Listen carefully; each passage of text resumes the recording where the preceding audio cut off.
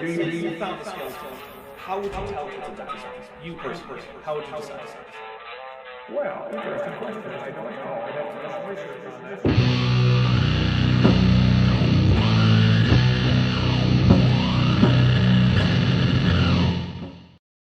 Hello everyone, welcome to Dapper Reacts. I am, of course, joined by Kip and Vishanti, and Kip is in fact still muted because he started talking immediately during the intro, and I knew it would happen, even though he did manage to shut up beforehand, but then once we went live, he had to go yapping again before I could even finish. So I want to say welcome everyone. First of all, Goop23, before the show even started, at like 1 p.m. like yesterday, apparently, said fish with fish for $2. So I'm not sure if that means that Goop23 isn't going to be able to join us, and if so, then I hope that he is having a great day. Let's see. So we also have $5 from Tad is Mad just now. I like the U.S. better when we weren't hosting ICJ indicted war criminals at the presidential palace and not doing extrajudicial kidnappings. I can't disagree with you. I don't know. I don't have anything useful to add to that entire discourse about everything to do with Venezuela and El Salvador and all of those I was things. on vacation for a whole week, and I have no idea what's going on. America just doing United States things. Yeah, just we more want that US thing. shit. Country says no, we take it anyway.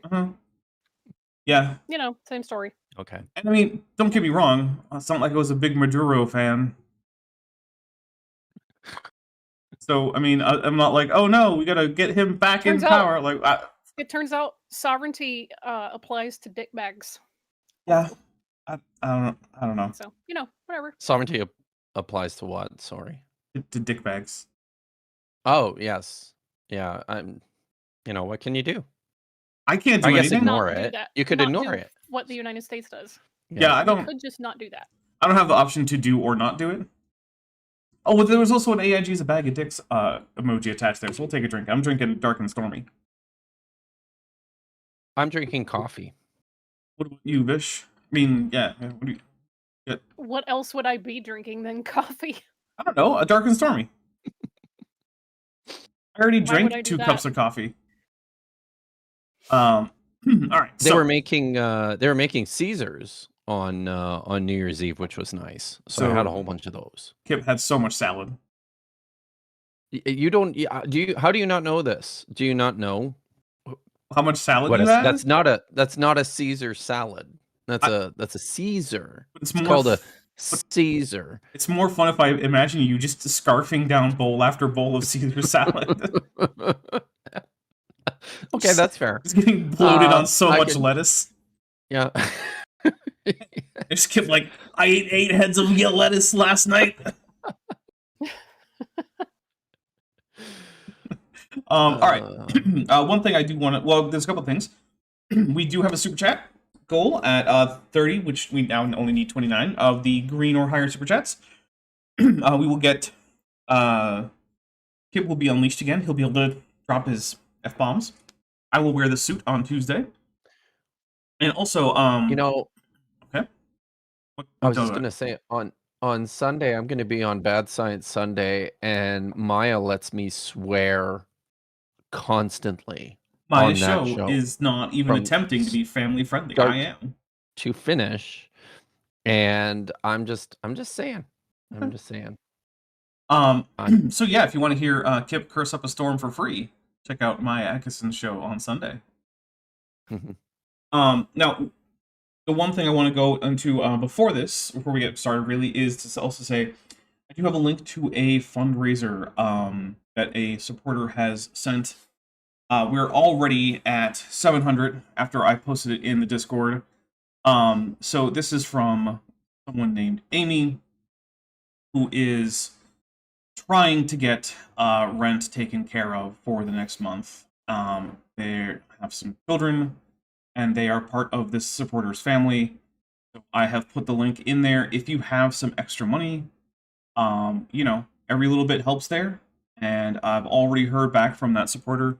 I'm not sure wants to be announced here. If they do, they can send me a message. and I will let everyone know. If not, then that's fine too. But yeah, I also want to let you know that this person, the supporter of mine, sent me a message this morning to let me know that his family member Amy had been absolutely flabbergasted by the support after she had tried reaching out to her local connections to churches that she was aware of, who, as it's apparently becoming less and less surprising, just did not have any willingness to help. Which means, hey guys, we're already doing better than virtually all churches in the United States in terms of just actually being good people to help people who are in need. So I want to say I'm proud of all of you. I am proud of us as a group. We are actually doing good in the world, and it's a time when the world could use that kind of thing. So yeah, if you've got an extra 5 or 10 or whatever bucks and you want to help out, there's a fundraiser right there. I'm not getting any of that money. That is all going to Amy and whatever you give to PayPal to help them keep that platform going. So yeah. Let's see. Tad is mad for $5. Says it's pronounced Kaiser. I'm not. Look, you saying it's pronounced and then in quotations a word that I don't know how to pronounce doesn't help me. This is why the International Phonetic Alphabet is so helpful. Because I don't know if that's supposed to be Kaiser. I don't know. Anyway, Kaiser. it's pronounced something in the blasted wasteland that Dapper inhabits. Kip, soon we will all inhabit it. Praise the Brotherhood of Steel. Yes, praise the Brotherhood of Steel. See, yeah, I don't know. I don't know what Tad's talking about because it's definitely pronounced Caesar. And contrary to what, well, actually, I mean, Sapphire Pause This Light, yes, they do sound awful, but they are delicious. They really and truly are. So you should have one. Everyone should have a Caesar. It's just too much lettuce for me.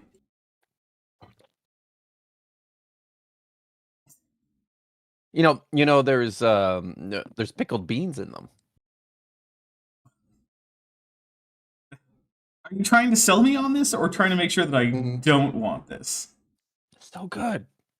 Yeah, I don't know. I've never really heard the phrase pickled beans followed by anything that I really wanted to consume. I can't say the same thing about pickled carrots or cucumbers or radish. So there's What's the difference between a pickled bean and a pickled carrot, radish, or things that cucumber? get pickled tend to become a little bit more mealy than before, and beans are already basically the epitome of mealiness. Okay. I guess that's fair, but I don't know. It's good. Okay, it's good. I had a Happy New Year, everyone. Happy New Year. I had a great I had a great holiday. Also, merry 10th day of Gregorian calendar Christmas for those of you who celebrate Gregorian calendar Christmas. So don't worry, I'll make sure to catch all you Julian Christmas enjoyers later. When Julian Christmas comes up, I haven't forgotten about you. Light in the Ignorance, yes, for $5, says AIG and the regime are rucksacks of Rocky Mountain oysters. Nice. Unrelated, how does CTVT's taxonomy work out as a single-celled sexually transmissible dog? Oh, right, canine transmissible venereal tumor. So first we'll take a drink. And the answer is that's still sort of a controversial topic in taxonomy. Because on the one hand, it's clearly part of the species Canis familiaris in terms of common ancestry and descent. But on the other hand, it doesn't really meet any of the species definitions for being in the species Canis familiaris. It can't interbreed with other Canis familiaris individuals. It definitely has a different niche and different ecology. It has an entirely different anatomy. It doesn't have one, basically. So yeah, the answer to that is it's complicated, and no one has an official answer to that question. So I know that Bish is aware of canine transmissible venereal tumors, but Kip, do you know about this? No. I've been distracted for the last 2 minutes. That's all right. Go ahead. So there is a venereal tumor that dogs can get, and it is essentially descended from I believe a dingo cervical cancer cell colony. Basically, some canine cervical cancer from a dingo got onto some other dog and just infected that dog, and now there's transmissible, sexually transmitted cancer in dogs. And so the question then is, okay, so these are obviously not the cells of the body of the host dog, right? Because they have a distinct genome and everything. Mm. And they are now spreading as a parasite throughout dog populations, which normally we give parasites their own species name, right? Not like we pretend that tapeworms are just your own cells being a dick to you. That's not what's happening. So, like, but then on the other hand, it's also clearly just some dog cells. So do we give it a whole new name if it's just some dog cells? And, like, yeah, there's no one answer to that is the right answer. And I don't think taxonomy has figured out what the official, like, rule should be on that. So, yeah, I don't know. But, hey, if you wanted to get into taxonomy as a thing, it wouldn't be a bad place to look for something that you could write about that people might actually take seriously, because it's an open question. What do we do with things like that? Because it's also not the only transmissible cancer. Like, what is it? Tasmanian devils have a transmissible facial tumor that spreads through communal feeding, which they are known to do. Whenever there's Maybe they should chill. Well, They okay, weren't constantly like. there is that. But yeah, it's actually been causing some significant evolution of the Tasmanian devil. For instance, historically, Tasmanian devils usually reproduced like 3 to 5 times in their life. Most of them don't live that long. So they're now reaching sexual maturity much faster and having one larger than normal litter now in many cases, in order to make up for the fact that they're likely not going to live long enough to reproduce a second time. So, yeah. Mr. Plowking says, is Dapper Dinosaur one of Clint's reptiles? I am way too big to fit in any of those reptile things. Yeah, I make his big snapping turtle look like a tiny little kitten. Although it acts like a kitten sometimes. Like, sometimes, like when you give it little butt scritches on the back of its shell and it raises up to meet your hand because it likes the butt scritches, yeah.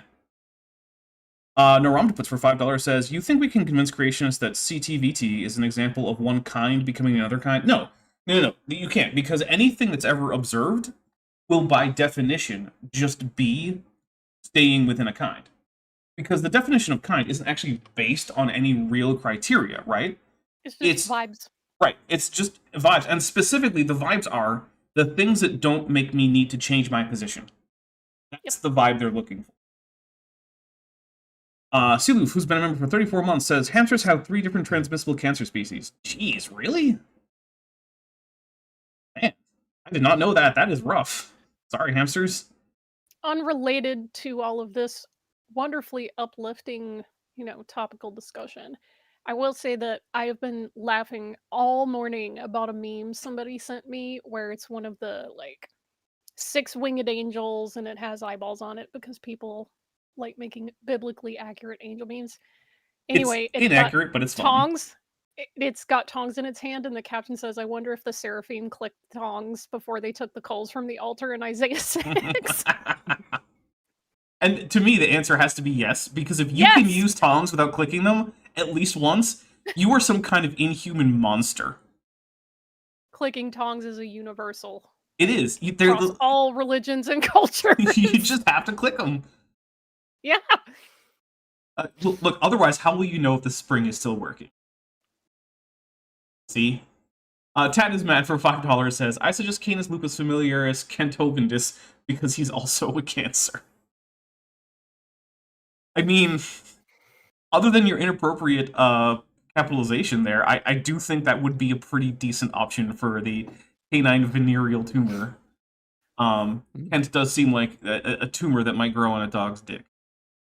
Roshina for $4.99 says, a dingo, not a dingo, oh, I got it wrong, North American dog. Oh, okay, I'm conflating it with Tasmanian devil facial tumor disease. Maybe I am, I'm not sure. Not everything is Australian born. I mean, yeah, but most of the horrible things come from Australia, if we're being fair. Like, there's just so many horrible things in Australia. Yeah. Don't tell Manya I said that. She might get angry. I don't want to be on Manya's bad side. It's a person whose bad side you don't want to be on. It'd be scary. She's been on the channel a few times. If you look at my coverage of spirit science, at least one series, I think I did live streams and we went over that. And yes, we do talk about the things he's admitted to, because I'm not going to talk about that guy and not acknowledge that fact. Because, for one, I think it needs to be acknowledged that he is an admitted rapist, but you take out that G. And two, I also feel like that doesn't mean I shouldn't cover the nonsense because he has a popular channel. And also, I don't want it to be the only thing anyone talks about in the comments because there's also the nonsense he's putting out there. Metageeky Platypus Librarian for $2 says, tongue testing is to screen out AI replicants with a Mothra. Yeah, that is... Yes. You know, we really should tell the Blade Runners the much easier technique there, yeah. Yeah. Like, stop asking them about turtles in the desert, just hand them some tongues. Mhm. Right, there's a drink. Alright, so we are here to talk about these two from, Pretend to be for bucks. For Bluey says, but how many sizes of tongs do you have in your kitchen? I posit that the minimum is 3 separate tong size, handle everything from steaks to wee little sausages. I have to admit, I only have one size tong, but in my defense, that is partly because when it comes to smaller items that those tongs can handle, I use chopsticks. Do I mean, you what know are who this chopsticks is? but unattached tongs? I know it's Dapper. Kablooey. Or Kablooey, Okay. sorry. That's Well, I'm Dave. not, because he made a big deal about it. I'm not going to out it. Well, Vish already did. So I wasn't going to, Dave, but, you know, you made a big deal about it Well, hi, Dave. last night. So, Welcome. Yeah, so good to see you here. Dave and I hung out, by the way. I saw the on, pictures. Yeah, that was fun. We had a good time. We watched a hockey game. Wow. That sounds very Canadian. It was very Canadian. Did you wear beaver skin caps? I was wearing a toque. Made of beaver skin? No. We don't do that here in Canada. That's like one of those fake things that you hear about in the United States that doesn't actually happen. I don't know. I have ancestors who were beaver trappers in Canada, or what's now Canada. They weren't. Certainly, it has happened in the past. But then it didn't. Look, It stopped. There's happening. 3 things I know about Canada. It's their 3 major exports: maple syrup, Mhm. potash, beaver skin. Mhm. Those are the 3 things that Canada exports primarily. Sometimes lumber. Sometimes.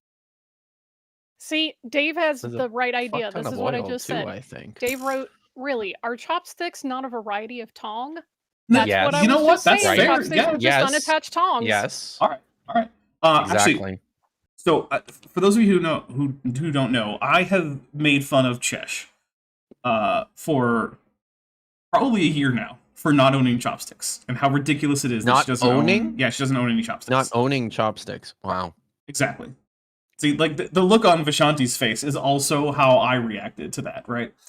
Well, I like chopsticks so much that I buy them at, Daiso. I have a favorite pair of chopsticks. I even have little travel sets of plastic flatware that I take with me to cons. And in addition to the knife, the fork, and the spoon, one of the sets has plastic chopsticks in there. nice. Yeah. Well, Yeah. she got some chopsticks from her mom. A very nice set, by the way.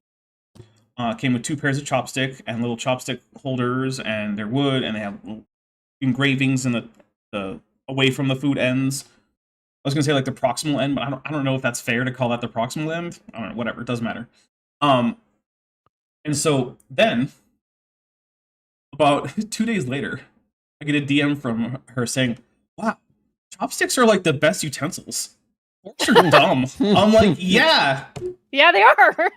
Yes. How have you lived to be 16 years old? 17, and never figured this out, Chesh?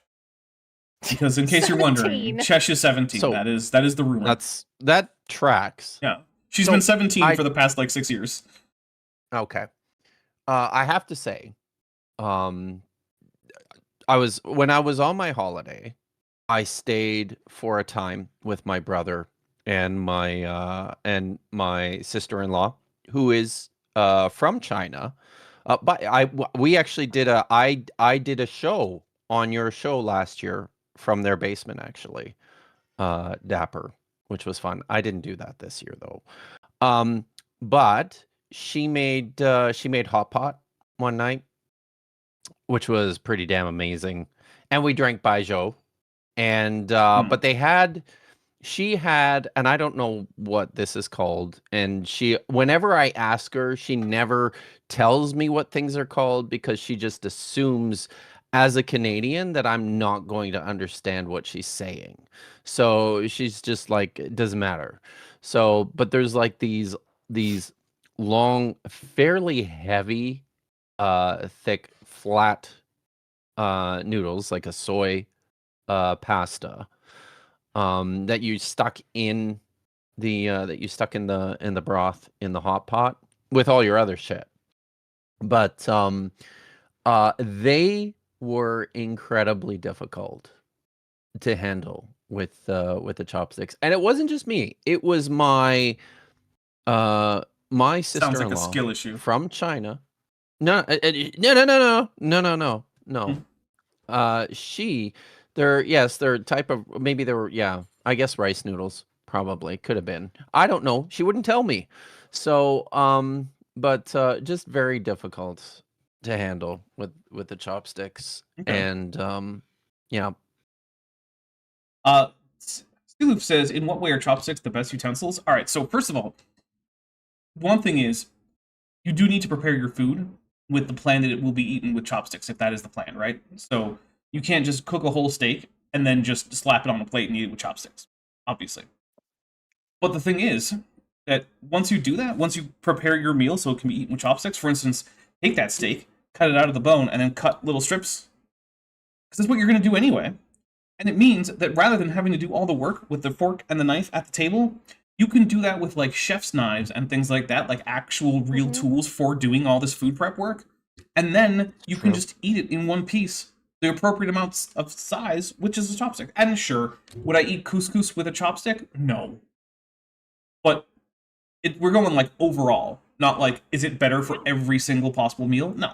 It's like what they do when you go to the hibachi grill and they cube up the chicken and cook it and things like that. Make it little bite-sized pieces. Yeah.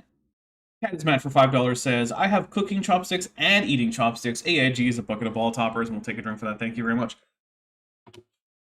Yeah, there's another great thing about chopsticks is that they are very good for cooking as well as for eating. In fact, like when I scramble eggs, I usually just use a pair of chopsticks to do the scrambling.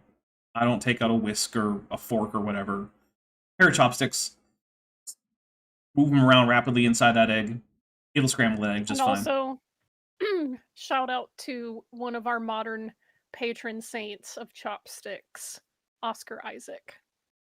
Because he went viral for eating hot Cheetos with chopsticks.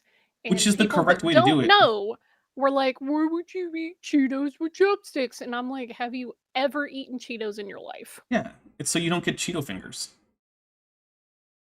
That is my normal way to eat both Doritos and Cheetos on the rare occasions that I eat either. Which I'm now kind of wanting some Flamin' Hot Cheetos. I'll put it on my wish list. I have Cheetos in my room. I have a little bag of snack. I'm jealous. All right, so I'll try again. We're here to take a look at this Nick and this fad guy.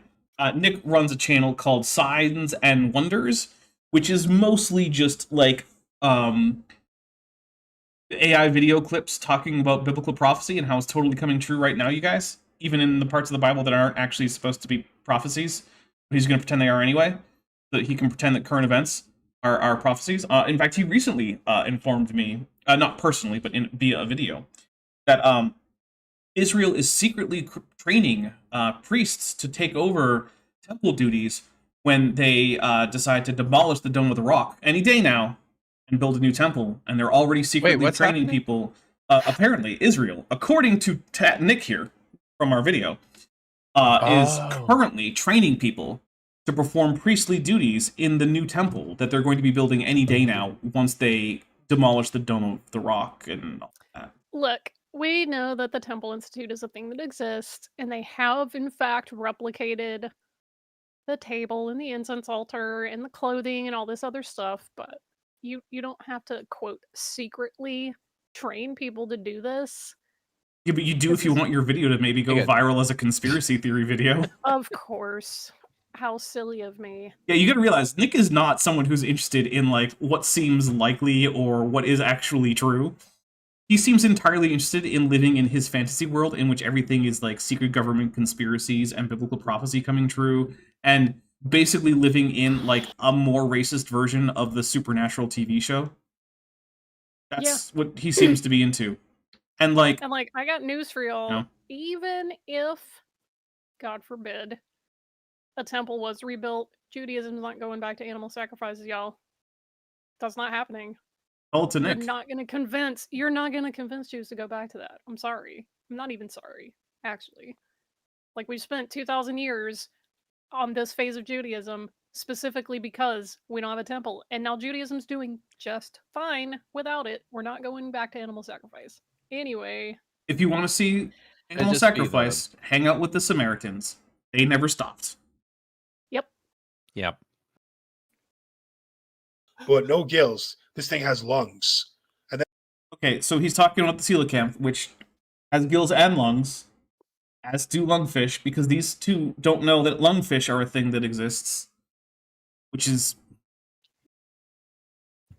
I'm not even surprised that they don't even know that lungfish are a real thing. Which, by the way, Question. biggest vertebrate genomes out there. Gigantic genomes. No one really knows why. And Kip, what is your question? And because I don't know anything. Right. That's why you haven't written any books. Because about biology, and yes, I have, and I have the paperwork to prove it. Mm-hmm. But like lungfish, they're still a thing. Yep. Right. Yep. They live in Africa and South America. That's kind of cool. And they're actually fish with lungs. Mm-hmm. Am I correct in Yes. that? Which is why they're called lungfish. Right. Boy, Unlike, this isn't hard. Unlike what happens sometimes in biology, where you get things named things that they're not, like the peacock mantis shrimp, which is not a peacock, a mantis, or a shrimp. Yeah. In the case of the lungfish, it is in fact a fish with lungs. Although, to be fair, Right. so is Kip Davis a fish with lungs. Definitely not, but I definitely an author. You of actually... books. So... No. Yeah, No. I'm going to maintain that you are in fact a fish with lungs, and so am I, and so is Vishanti, and so is all of my audience. We? Yeah. Oh, okay. Oh, I mean, I wasn't that's calling cool. you out specifically. I was just using Oh. you as an example of a fish with lungs, but that doesn't have gills. And who has written many books? Well, who claims to have written many books? I have yet to see any foolproof evidence. Listen. Oh, while I was pause. away, This is Yes. important. Megan Fox's giant boobs in the chat. Writes, I thought Orthodox Jews still did it. They do not still do animal sacrifice. That's a popular conspiracy theory because people don't know what Kapara is, where on Yom Kippur, they will symbolically impute any number of transgressions into a chicken and wave the chicken around. That's not animal sacrifice. That's not what they're doing. So... Tad is mad Anyway. for $5 says, "Sir, I am a fungus." All right, well, in that case, Tad is mad is an exception to the rule that my audience members are fish with lungs.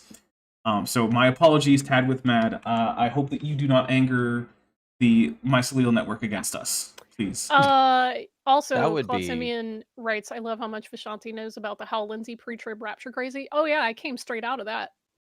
Like, I worked at a Southern Baptist church in Alabama for like 12 years, so I That's could rough. pretty much recite that crap in my sleep by this point. Ah. Yeah. And from there, we turned into the salamander class. That's all I can say. And started. is that No, what that is? Is that No. the salamander class? Salamander class? no. Pendrixes is a stegocephalian fish that is still very much aquatically adapted, but Pokemon? like some modern fish, like the walking catfish, which is a real fish that you can go find in North America right now. It has some adaptations that allow it additional mobility on land, presumably so that it can go from one body of water to the other, which is also what the walking catfish does. And that's one of the craziest things about this, is they're like, all of this, they talk about all these things as if these are ridiculous ways for an animal to live, despite the fact that there are animals living exactly that way right now in the world that they could go see. Even in many cases, ones that aren't that rare. Like, if you go to South America or Africa, lungfish are not exactly, like, unheard of. They're not uncommon. You can find them. You can probably also find them if you just go to the right aquarium. Or, like, the walking catfish, just go to parts of the South. They're right there. You can catch them. You can eat them if you want to. So yeah, Ted Matt's network is watching. Well, thank you very much for the My Sleevel network watching. I appreciate it, my fungal friends. And yeah, that's one of the things that bugs me about this, though, is it's like none of these things are ridiculous because virtually all of them exist now. And also, yeah, there are no salamanders on here. I think the closest that we might get in terms of like morphology is like, I don't know, Boy, the derpies this maybe.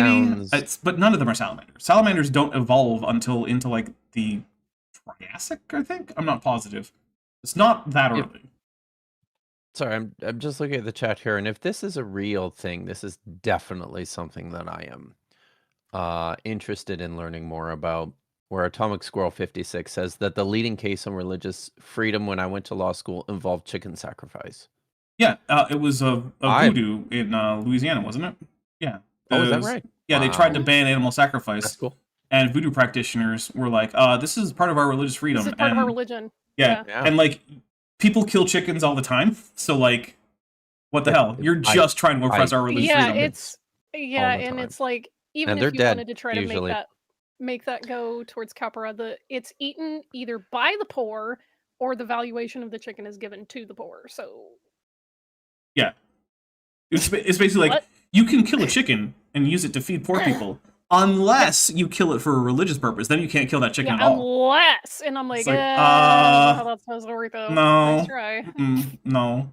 Like, look, I don't feel like I want to attend a religious ceremony where there's a animal sacrifice is a big part of it. That seems a little off-putting to me, but it's also not my tradition. And also, I've been around when chickens were slaughtered anyway. Like, it's... Yeah, my grandma used to, my dad's mom, I should say, the white side of the family. She used to go into great detail about how she would prepare chickens because she had a farm. And I'm like, I don't need to know this. I once had a friend of mine describe in great detail the construction of his several chicken cones. And if you don't know what a chicken cone is, well, don't look it up if you're squeamish. Alright. Started growing legs, and then boom! All of a sudden, we're a Tiktaalik, thought then to be the first. All of that- a sudden. Tiktaalik That is word's hard enough without adding a syllable. But that's better than what he did last time, which was just add like 4 or 5 syllables. Tiddalack. No, Tiddalack was Andrew Stelling. Tiddalack is better than what they did last time, which was like Tickawalaka or something like that. They just added all sorts of Is that- syllables. I come Oh, from is that Lake what the- Titicaca. I can't read the What are you the, looking the what- labels. Okay, the, but the describe. second one down, is that what that one is? Is that Tiktaalik. Tiktaalik? What does it say there? It says tot. It says Tiktaalik, thought to be the first animal to walk on land, which is not Oh. really accurate. You know that it was not the first animal to walk on land, or at least we have very good Okay. reason to think it wasn't. It does say Tiktaalik. I'm seeing that now. It looked like something different. So wow. But Also, all of a sudden, eh? guys, get an ad blocker. Why are we- Seriously. Come on. Even This was The done in 2025. notoriously invasive United States government recommends that you use an ad blocker. If you don't know what Wow. invasive malware is, like that comes through advertising, bruh, no-click malware is a thing, and it's served Sure up is. through ads. It sure so is. get an ad blocker.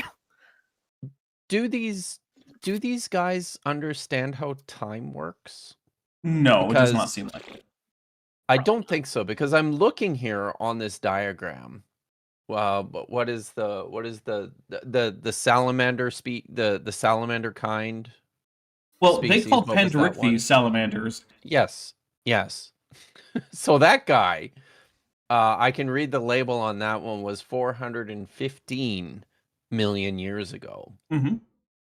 Tiktaalik, it says, is 375 million years ago. Mhm. That's like 40 million years. That's a lot. Yeah, it's almost like Doesn't- over that course of that yeah. time, going from robust fins to slightly more robust fins with a noticeable shoulder girdle might not be like the craziest of all transitions ever. All of a sudden feels like maybe not Jeez. the word you're looking, or the phrase you're looking for when describing a space of 40 million years. first animal to walk on land. And then the Anchistegia doesn't do shit. Anchistega, huh? Like Canthostega. How do you? It's whatever. It's fine. I'm just gonna hit play. The funnest is when people lean into their ignorance and their inability to do things Yeah. as if this is strengthening their point. Well, that's It's Haha, one of these my words are favorites. ridiculous. That means evolution's fake. the thing is that Yes. I think that we're in the corner of Christianity that is so anti-intellectual that is in fact what might be going on here, because there are definitely that is there are that is there are churches 100% that a prefer thing. that their pastors That have is- as little education as possible. absolutely yes. Yes, that is absolutely a thing. Now, that is not a thing broadly, I would say, in Christianity writ large, which is a hard thing to do because it's a diverse thing, but most Christian groups prefer that their leaders actually do be reasonably well educated on things that are important for leading a congregation. But there are definitely certain groups where the opposite is valued. Josh Beast for $5 says, is Tiktaalik a drink popularized by Don the Beachcomber? Not that I know of, but it would be funny if we came up with a Tiktaalik cocktail. In fact, you know what? Maybe we should come up with a Tiktaalik cocktail.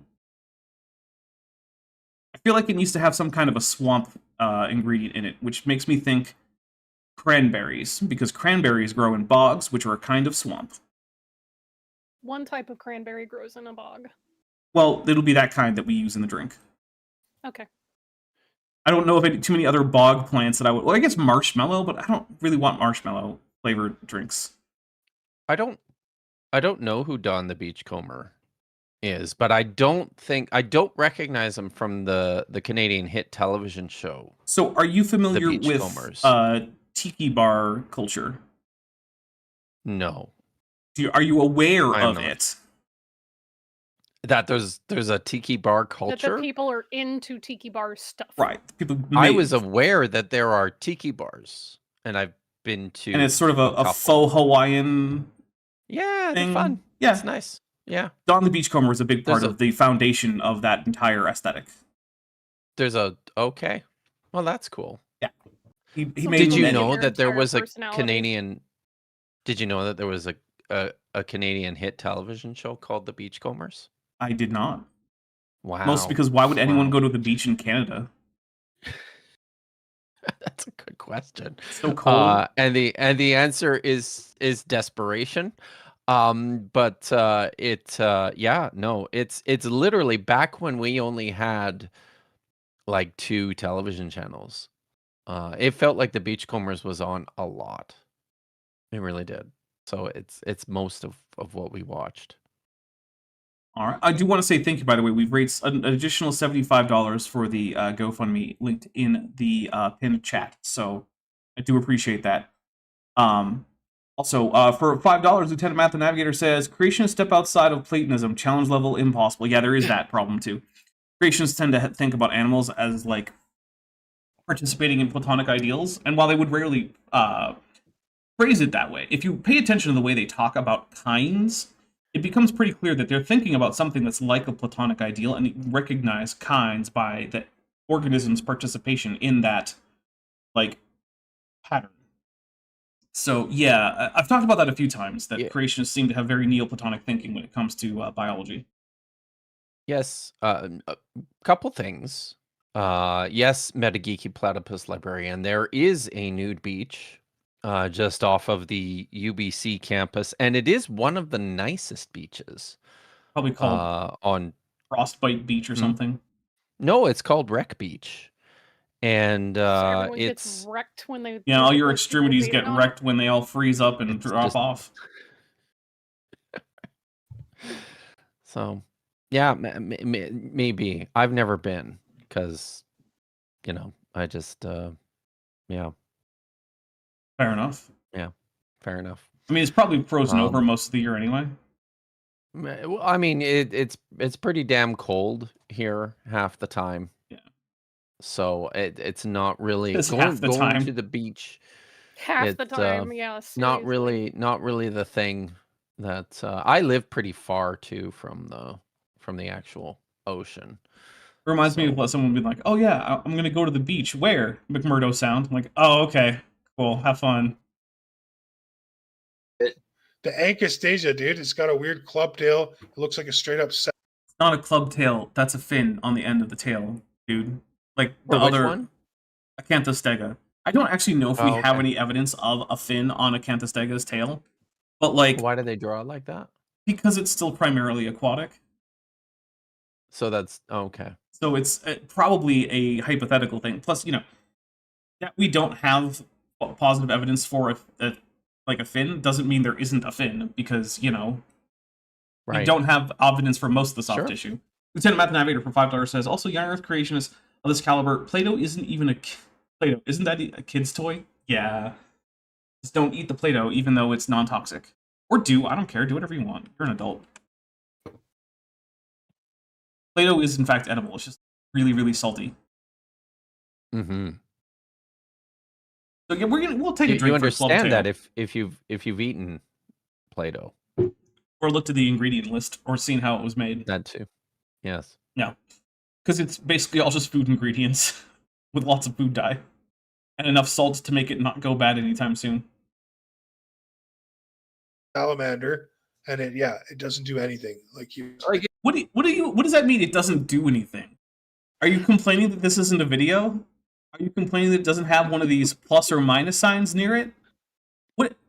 What are you actually complaining about there? This is one of the things that's frustrating about this video, is I don't even know what the complaint is half the time. It's just saying something with a snarky voice that doesn't even make a sense. It's like it's not even an idea. if you're gonna add if you're gonna add those animals in there, at least have a purpose for them, check it out, bro. What? If you're gonna, wow. Or maybe, and look, I don't think this is a perfectly constructed chart, right? But maybe they just wanted to fill in all the spaces, and so they decided, hey, we have this thing that's closer to crown tetrapods than Tiktaalik, and it comes between Ichthyostega and Tiktaalik, and we don't really know what to label it as in terms of like what it gained or lost, but like we have the space. We gotta put something in here. It's a relatively famous example of a very basal stem tetrapod. Why don't we just put it in there? Because remember, this is not a chart that has been made to convince idiots online who already reject science to accept science. This is here to illustrate people who don't reject science, but who are just kind of curious as to what the broad strokes of the evolution of humans is, going all the way back to the first cells, what that's like, right? It's just for illustrative purposes, right? There's no particular requirement that this be some kind of rigorous, well-explained, peer-reviewed thing. Plus, it's on the Visual Capitalist, which I don't know if you know, not like a peer-reviewed scholarly source or anything. They got them in categories here. So this is the unicellular life, single-celled organisms, the eggs and the worms. Well, no, that's why we know that they're neither eggs nor worms, because eggs aren't free-living organisms, and worms would be multicellular. So let's just take another drink for them not knowing what any of those words mean, apparently. Even though unicellular, you'd think you could figure that one out, right? Like, it's not a super advanced etymology right there. Unicellular? No? Okay. Then there's the Animalia, multicellular life. So the coffee bean down to the anal worm are all multicellular. The coffee bean. Yeah, that's what he's calling Dickinsonia. And like I said, to be fair, it does kind of look like a yellow coffee bean. It does. So, like, I can't tell him that's the worst description ever. Although calling Picaya a tapeworm is incredibly dumb, since Picaya is in no way a flatworm, which is what tapeworms are. Although I also want to point out that Platyhelminthes should not be on this chart where it is. It should probably switch places with that acorn worm, and I don't like that it's there. So that is one of my complaints with this chart, is that Platyhelminthes should definitely swap places with the acorn worm. Favorite one's the anal worm, dude. The anal worm, the one that isn't on there at all, because there's nothing on there labeled anal worm. What the hell is an anal worm? You think this is one of those guys who takes bleach enemas and then thinks that his intestine lining shedding and coming out in the toilet is actually a sign of parasites? Think he's one of those guys? Because that's a kind of person that's out there. I don't know if you know that. Yeah. Yeah. The disturbing thing is when they tell you it is a quote cure for autism, and then they start just damaging the intestines of their autistic children in an effort to get all the parasites that are causing the autism out. When in fact all they're actually doing is damaging the intestinal linings of their children and torturing them. Because some guy calling himself a bishop said it would work. So yeah, and I love that their best defense is it's not bleach. It's not it's not the stuff that you buy in the bleach bottle. It's like, yeah, it's still a bleach though. It's not like the literal household bleach that you get. It's an industrial bleach that is still extremely dangerous in the same ways that the chemical you buy at the grocery store is.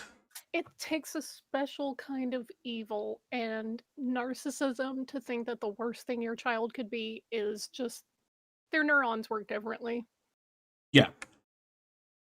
Yeah, autism isn't a thing that you need to, or can be, or even should be conceptualized as being curable, right? Because it's not a disease to cure. It's a neurological diversity thing going on here. Yeah, and you also can't fix it or change it with caustic chemicals in your rectum. That's not how anything works. Also, that same group poisoned a bunch of people in Africa on the grounds that maybe they would be cured of their malaria by drinking a bunch of bleach, which, spoiler alert, doesn't cure malaria. It just gives you poisoning from the bleach on top of whatever other problems you might have had. Didn't we hear about like a measles risk or outbreak or something at the Ark encounter? Yeah. There's a measles outbreak in Kentucky that's been tied to the Ark encounter. Oh boy. It's almost like seen that coming. Maybe when you start rejecting science, that includes medical science, and then you have really bad outcomes, not just for you, but also the people who aren't in control of their lives but are in your care, like kids, which is not okay. Like, look, if you want to poison yourself with a bunch of bleach and then not get like boosters for your adult like vaccines and whatnot, like I'm not going to sit here and tell you that you have to, right? I don't think I should have that power. I don't think anyone should have that power over you. It's a different thing when it's your kids, though, because they don't have the option to choose these things. They don't have the option to throw away their lives and poison themselves. So, yeah, I don't think you should be allowed to poison kids. I know, controversial topics. It was like laser-guided karma when some of these creationist groups during COVID were like, no, you should be getting a vaccine. This is how they work. They're actual thing. And I'm like, y'all have been telling people not to trust science for decades. And you're, oh my God, shocked when people are rejecting science during a mass disabling event that's killing millions of people. Why do we have such anti-science audiences? It's a mystery. Lieutenant Matt the Navigator says, these people are a bag of Dickinsonia and probably less intelligent. I'll take a drink for that. That works. Let's see. Titus Man also says, oh wait, no, that was Lieutenant Math Navigator who said these people are back at Tad is mad now says for $5. If I've said it once, I've said it 100 times. If you change your child's medical treatment so they don't turn out like me, you're a terrible person. Yeah. Yeah, seriously. Yeah.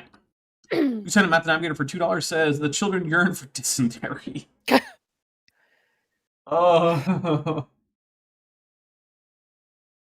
Oh. All right. I'm gonna play. That's too funny. Yeah, I know. And that thing somehow evolved into being smaller. No, I don't understand. Somehow. Evolution, therefore it's fake. Wow. Nothing on here is drawn to scale, you guys. What the? I'm taking another drink. What the heck is happening right now? They actually think this is supposed to be drawn to scale? If this were drawn to scale, most of the things wouldn't be visible on the same size picture as the adult human that's going to be at the end of this staircase. Like, what? They're all drawn so that they take up about the same visual space on each step, my dude. That's what's going on here. It's not hard to figure out. Oh, I'm taking a second drink for that. That was incredibly... goodness. And I love how at the beginning they're like, oh, a bunch of atheists are going to watch this and tell us how dumb we are. Dude, it doesn't take atheists to see how dumb you are. Yeah. I am Yeah. sure most Christians could point out how incredible... Most creationists could point out how dumb you are right now. Because even among creationists, this is a special level of dumbassery. Cassie Clearly for $5 says, watching my dentist father and family doctor stepmom turn anti-vax over the last 15 to 20 years has been maddening. Oh, man. Yeah, that sucks. Yeah. Crazy. My They should know sister-in-law's better. Right? both They have absolutely degrees should. in hard sciences. One's a chemist. The other one was like an actual like physician, and they turned anti-vax. And I'm like, clearly, education's not the problem. The thing that Mm-mm. the thing that alerts me the quickest, without needing to dive into the literature, which still feel free to dive into the literature. There's good stuff. But like, if you don't have time or effort to dive into the literature on something like anti-vax, just note that by far the biggest predictor of whether or not you're anti-vax isn't your education level. It isn't even your religious affiliation. It isn't your sex or gender. It's your political affiliation. Any scientific position which is primarily predicted by political position, you should probably look twice at, because probably something's off there. And then what you should probably do is check with what the actual experts in the field think, and then assume that that's the side that's probably right if you don't have time to look into it. Yeah, sure, technically you could say that's an argument from authority, but like I say, you don't have time to become your own authority and everything. So, pick your battles, and for everything else, you should probably just default to what the experts are telling you, because they're the ones who spent their lives to studying the problem you don't have time to do that for. Laserpan17, sorry, go ahead. Yeah.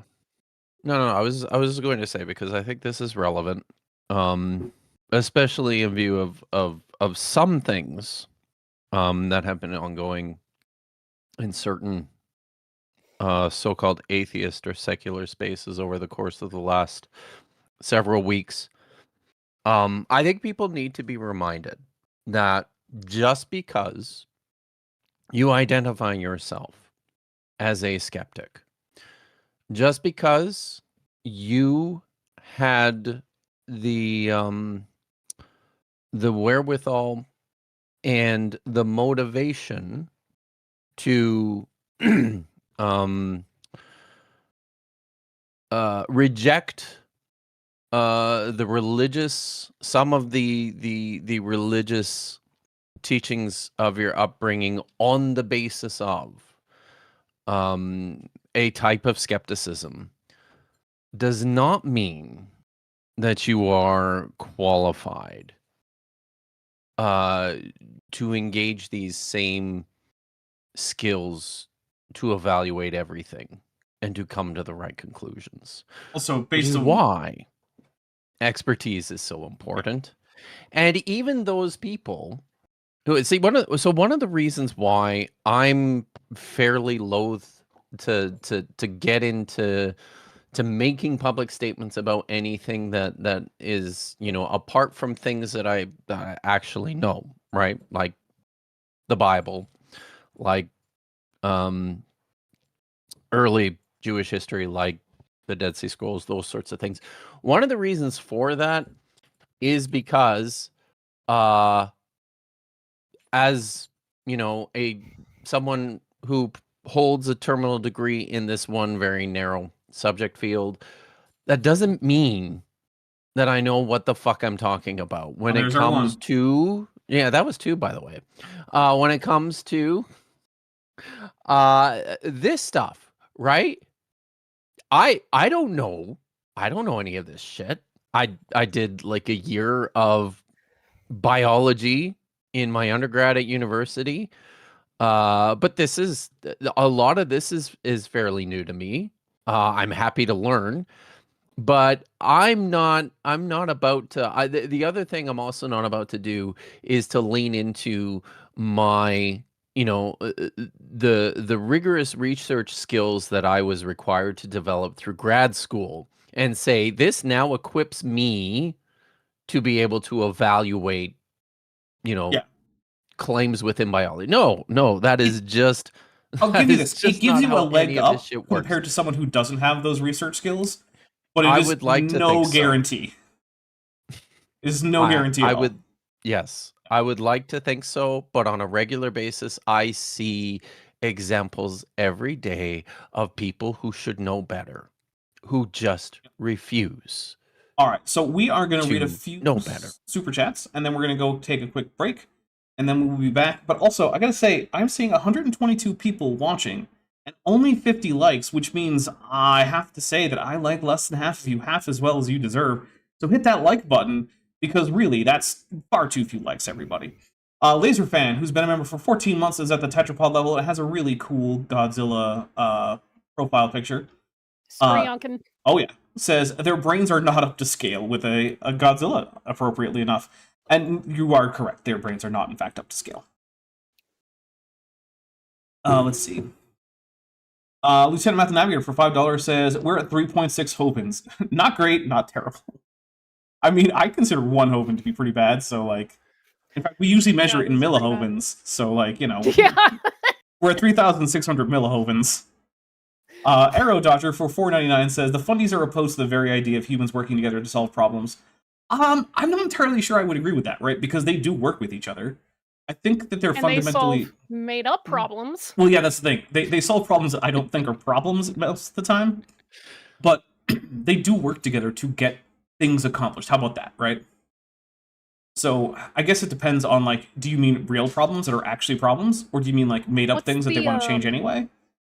There's, like, a picture of this, like, anti-trans, anti-feminist type activist, and she's got, like, a bullseye sticker, and she was like, this is what it feels like holding my positions on whatever topic, and the most commonly quoted reply to that is, no, actually, this is the perfect metaphor, because the bullseye is fake, and you put it there yourself. I was like, yep. Perfect. Yes. Excellent.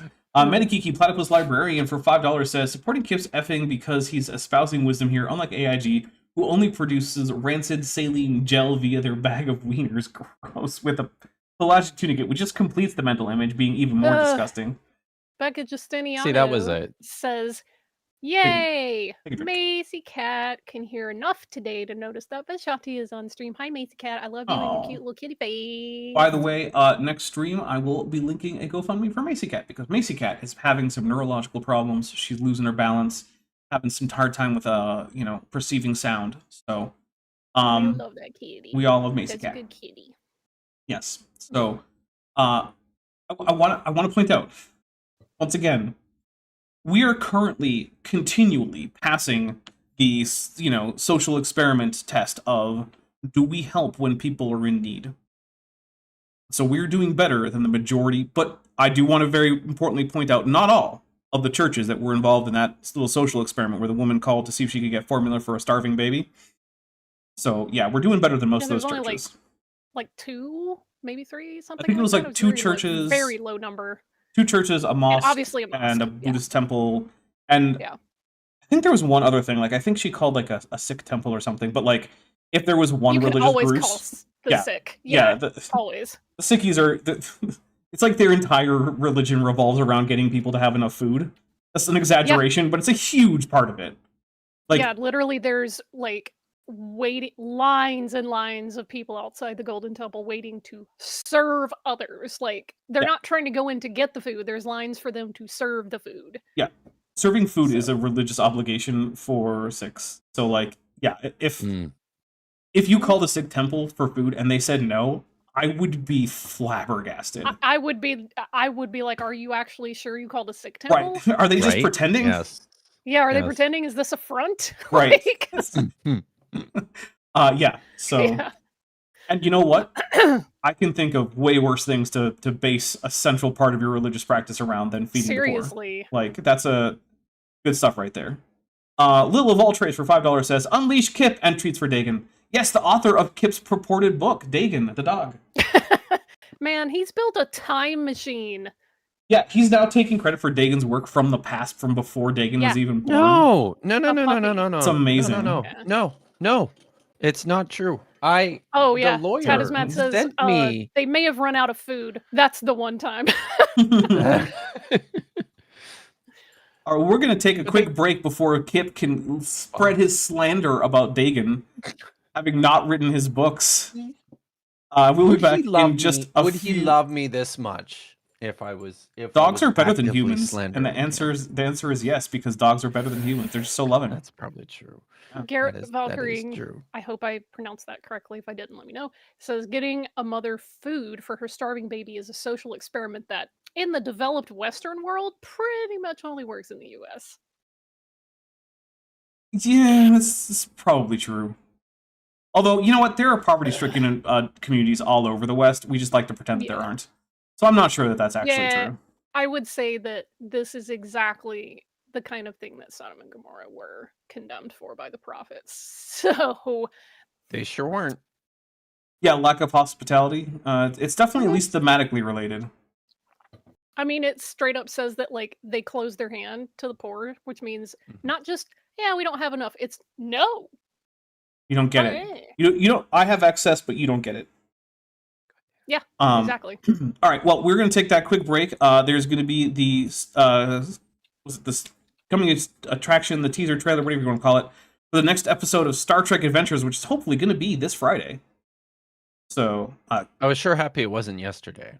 yeah. Well, so were a few people, which is why it wasn't yesterday. Yay! So- That's good. All right, we're going to get out of here. Feel free to get yourself a new drink, get some snacks, whatever you need to. We'll be back in just a few minutes. Captain's Log, Stardate 60606.8. Our research into the plight of Ashtamalia and her people has led us to a remote sector within the Expanse. We're gathering evidence to support a theory our science team has cooked up revolving around harnessing the energy of powerful bursts of EM radiation to burn a hole through subspace in order to tunnel to the Telekal pocket universe. I have the ship at yellow alert. As the Klingons say, Du Bochur Yipumoch. The Kongzi is studying a cluster of pulsars, all of which have formed in the last decade, which seems to be an artificial occurrence. Some of the senior staff believe this may be the result of Telekal technology, but before they can get much done, a distress call comes in from a previously unknown species. Now the Kongzi is in the middle of a rescue and a first contact scenario all rolled into one. The new species seems open and friendly, but their homeworld may hide secrets connected to the ongoing strange events in the Shackleton Expanse. How will the rescue go? Will first contact be successful? Find out next time on Star Trek Endurance.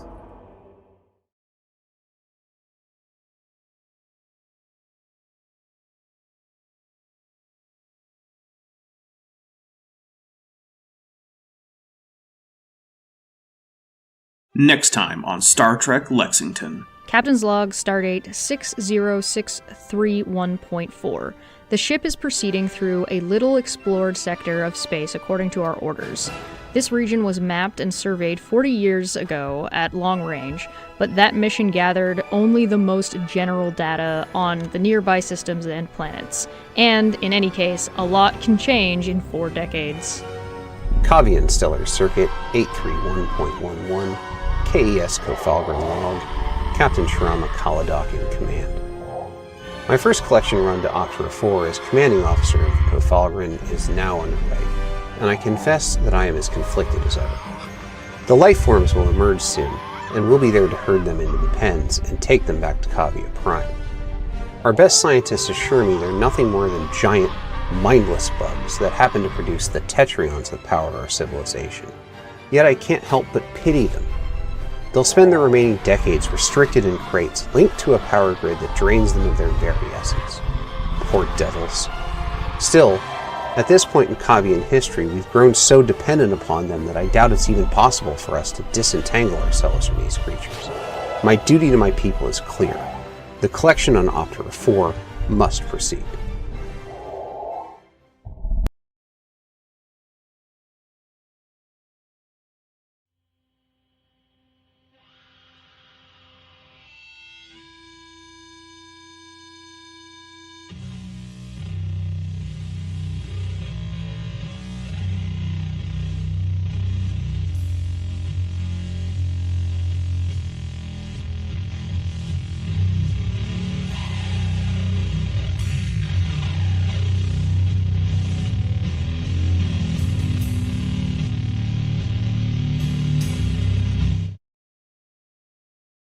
Okay, we are back. I do want to say sorry for the mistake with the trailers there. I could have sworn that I loaded in the new trailer, But clearly I did not. So we'll take a drink for Dapper's a professional. Then also Tad is Mad says, jump scared by my own voice. Yes, Tad is Mad was a guest voice in the second trailer. He played the Cavian captain from the second captain's log that was not from the Starfleet ship. So I do want to say a special thank you to Tad is Mad. I didn't want the GM's voice to be the voice in the trailer, even though I'm going to be playing the Cavian captain in the game, obviously. But I don't know. It just felt better to have someone else voice it in the trailer. That's for the next episode? Yes, Kip. The Cavian captain? Oh, Yes, okay. I wasn't watching the trailer, and I didn't hear the trailer. So. You should watch the trailer so you know what's happening. I feel like I'm going to have to go back and watch. I mean, that's how I know. That's the only way I know how, ever know what's going on in the game. You could also just playing. Go check the Top Hats Off that has the trailer as its own separate video that you can watch without trying to scroll through this video. Yeah, but I don't know. It's Top Hats Off never comes up in my feed for some reason. So maybe you should turn on your notifications for Top Hats Off. Yeah, I don't like doing that. I don't use notifications. Like, what's the point of using notifications for anything when I just never look at your subscriptions page? On YouTube. Does it come up there? He might not be subscribed to Top Hats Off. I don't know if I want to. Oh my goodness. That's what's happening. He's not subscribed to Top Hats Off. Wow. I have to go check because I don't know. Oh my. Wow. That is. Wow. Also, because nobody asked, today's nail color is by OPI, and it's Reykjavik has all the hot spots. By the way, I have put a link to Top Hats Off in the chat right there in case you want to be better than Kip and actually subscribe. Wow. Unbelievable. I am 95% sure I'm subscribed. Everybody was sitting here watching you frantically try to go subscribe in real time. Listen, I'm because I am terrible at lying. I would never. You know what? This I would reminds never me. dare to even try getting away with that. This reminds me of when Flatzoid you are was bad at lying, called and that's out. a good thing. 100% bad at lying. This reminds me of when Flatzoid was called out live for not having his email on his YouTube channel, so no one could email him or to anywhere formally, where people could contact him. And then him scrambling to add it, and then getting his name he spelled mistyped wrong. Yeah, as Fakatzoid. yeah, which is now everyone now calls him Fakatzoid. Yeah. See, Tadismat is asking, where is that from? The nail polish? OPI? It's my favorite brand. It's from an Iceland collection they name their nail polish colors very clever things. So there's Reykjavik has all the hot spots. Less is Norse. That's a good one. And Tadismat says Kip subscribing like Fakatzoid. Exactly. Yep. Yeah. Just getting flashbacks to Fakatzoid. Look, I was sure at some point I had subscribed. And yet you had not, right? I had not. I'm subscribing now. So wait, there we go. Kitty Fishy 9101. Mystery solved, everyone. Wait, hang on. Hello, this is Amy from the GoFundMe. I just wanted to say thank you from the bottom of my heart. Also, as a deconstructing pagan who grew up in a fundamentalist young earth creationist cult, y'all make me so happy. Oh, well, thank you. And welcome to the chat, Kitty Fishy. Hi, Amy. And I really hope that this goes well for you because, it's a shitty situation, and we're at 806 now. We started at 700, so we've raised $106 just during this stream. So I want to say thank you to everyone. And like I said, please, if you have some money that you can spare, go help out Amy. Normally, I would do a little commercial for myself right now, but you guys know the deal. Join the Patreon, join the membership, super chats, send gifted memberships, all that stuff, if you can afford it. But also, yeah, look, at least right now, someone probably needs your extra spare few dollars a little bit more than I do. Because you know what? December was okay. And if, I get a little bit fewer super chats, because you're helping out someone who is, in danger of having a family evicted along with them, yeah, that's okay with me. So please help out if you can afford it. And we're going to hit play. And the reason we call it an anal worm, guys, is because that was its amazing trait that it got here. Is that what they call it? Is that what it's called anywhere no. on this chart? No, because they don't understand Okay. that what it got was a post-anal tail, which means a tail that extends beyond where the anus is.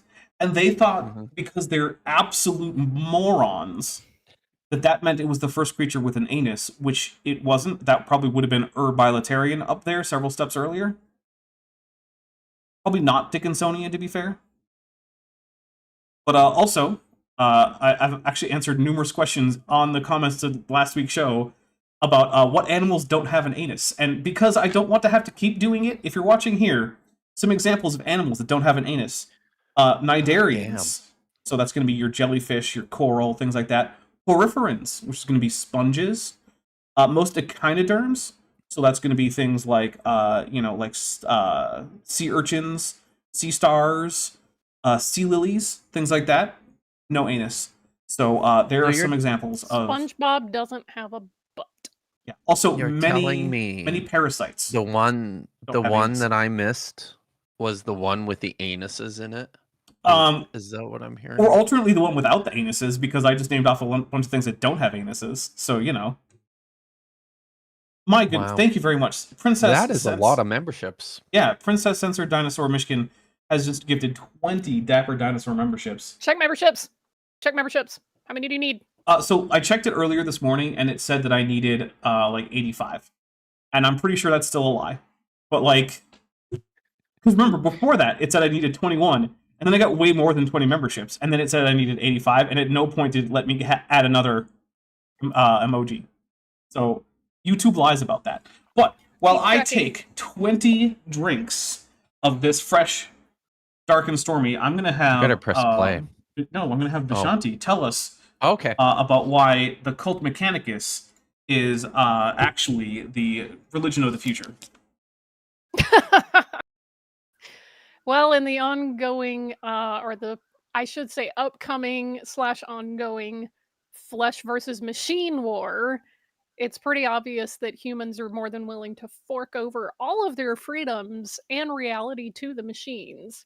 So why not just worship the Omnissiah and trade your weak flesh for the certainty of steel? Keep going. Okay, well, it's the better choice. I mean, steel doesn't get viruses. Steel doesn't get cancer. Flesh does. That's True. weak. Flesh Steel gets corrodes, allergies. Machines don't get allergies. Do I need to keep going? No, it's good. Lieutenant Math Navigator gifted They 5 also more, and I took require 5 drinks for that maintenance. as well. So does flesh. That's fair. Flesh requires maintenance. Look, well, all the downsides that you have for machines are just smaller versions of the downsides of the flesh. I was just about to say that. So I spent New Year's with some my childhood redneck friends who are all a bunch of gearheads, and all we talked about was 4x4s. So I was about to say that, maintenance for machines is oftentimes very, very expensive. But then I reminded myself that I don't live where you guys live. So that's true. And I'm sorry for that. I mean, I'm not sorry for that, but I'm sorry for that. I don't know how to parse that, but I forgive you no matter what you mean. Yeah, I'm with Petite Flower, fought cancer. Oh yeah, absolutely. Cancer took my aunt from me a couple months ago, and I'm still not coping very well with that. Let's see. Tad is mad for $5 says, reject the frailty of flesh and demand the certainty of metal. The Cult Mechanicus also knows that there are volcanoes in Canada. That's true, they do. Yeah. In fact. So last night on Toast to Toast, I heard Dave say that he used AI to generate a fake video of one of his relatives to prove to his parents that it can be done to scam people. And just my immediate reaction was that this is tech heresy. Yeah. Why would you do that? Yeah, you should just to demonstrate the tech heresy, don't commit tech heresy. Which also, by the way, something that Vishanti left out of her very, very well done promotion of the Cult Mechanicus. Cult Mechanicus also has strict rules. against abominable intelligence, or AI, as you might know it. So no Silica Animus in my Omniscient Minecraft server. So there you go. Also, over on the X bean files, also known as Twitter, they just got busted for generating CSAM with with their Grok. AI. Yeah. So if that's not What tech is heresy, that? I don't know what is. I don't know what that is. You know what? Oh, Kip, CSAM? maybe you don't want to know, because it's not fun. You might live a better life if you were just ignored. The AM stands for abuse material, and the Mhm. C stands for children. Fill in the blank. Oh, Yeah. Yeah. God.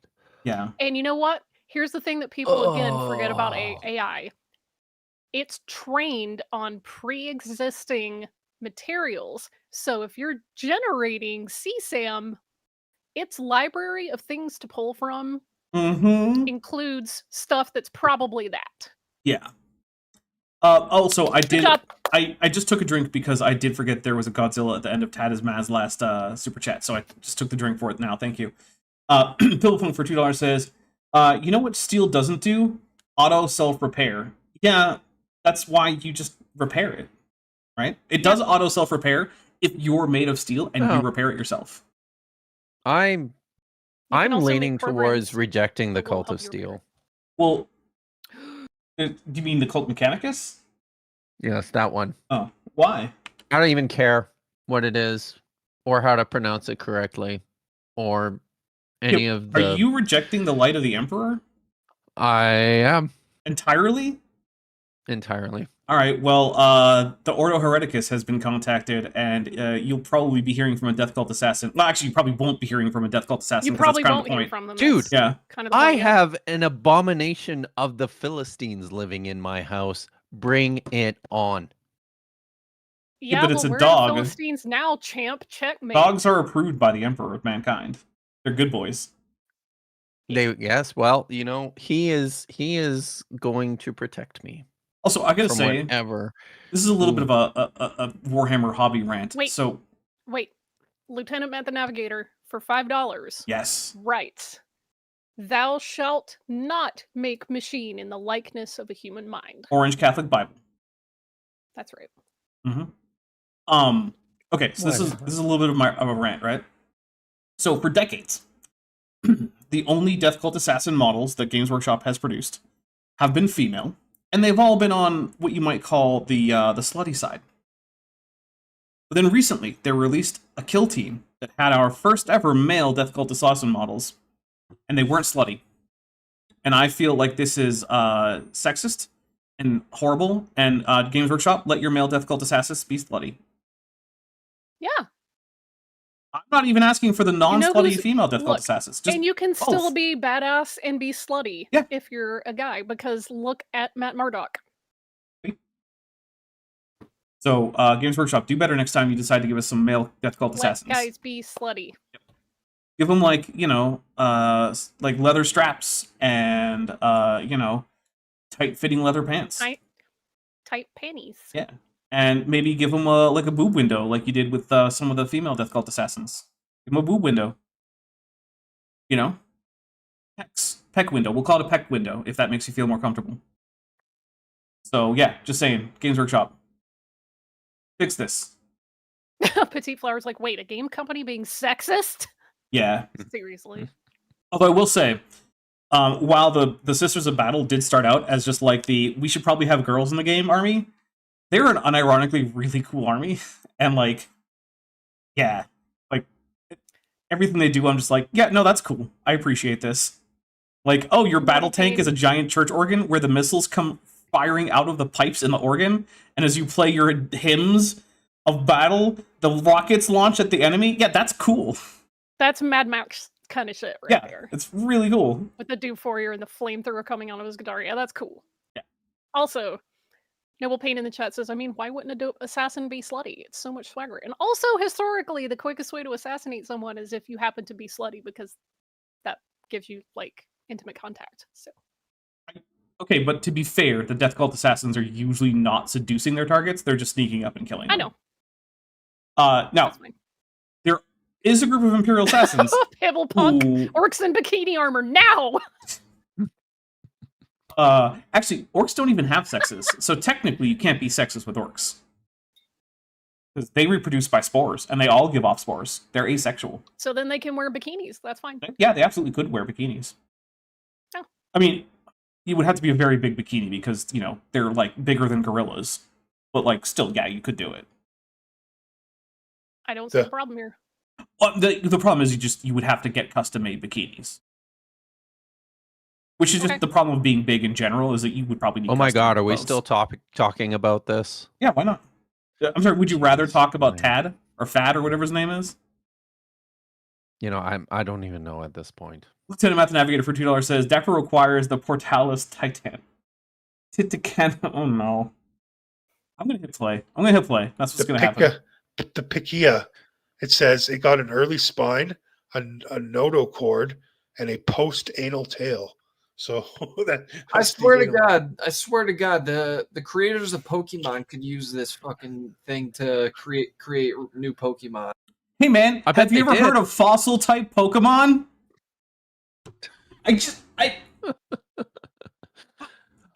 How? I don't get it. How? Has he never played Pokemon? Where do you think Probably fossil not. type Pokemon? Kabuto and Kabutops are based on what you think Kefalaspis is. I'm taking a drink.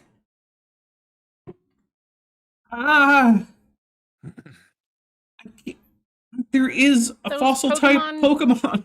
I don't. That's the whole I thing. don't recognize them, but that's only because I'm like Team Original 151. So Kabuto and Kabutops were in the original 150.